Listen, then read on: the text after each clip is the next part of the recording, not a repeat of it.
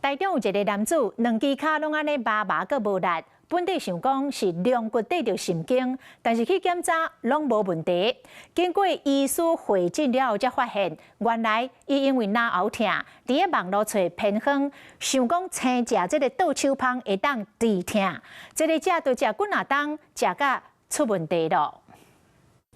青筋入面hiệu果是中药材10塊倒手芳，用水倒水洗清氣。有民眾因為腦痛，就去報倒手芳的hiệu果，報咧佢去數伊的汁，結果兩隻腳開始無力跪麻。自以為是脊髓的問題，是壓到神經，發覺自己身體不對，排尿、排便。 都出了问题。民眾要開過藥正過嚟手術，就是復健過兩過去底着神經。民眾困之前食2-3片，食幾若年，身體狀況嘛愈來愈歹。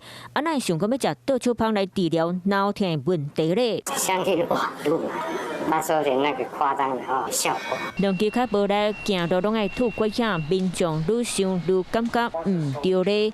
趕緊問醫師到底發生什麼代志？經過全身體檢查，發現民眾兩骨和頷管都無去對着神經的問題，和內科醫師會診討論過，才發覺是這個原因。對神經會有一些傷害，可是他不知道，他聽人家講說這個對身體有多好，他就一直使用。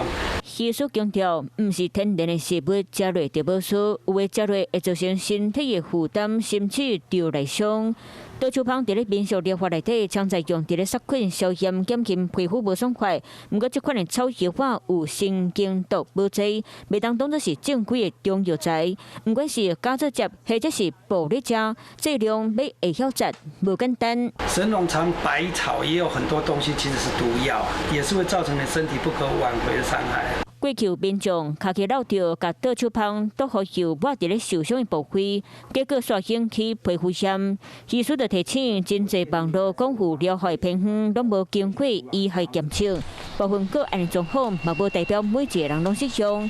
人若感覺有頭皮怪怪、無爽快，問專業的醫師，病變好會較快。 Hello， 我是張新文。想要搶先掌握最及時的新聞資訊嗎？趕快訂閱、按讚、開啟小鈴鐺，鎖定華視新聞 YouTube 頻道。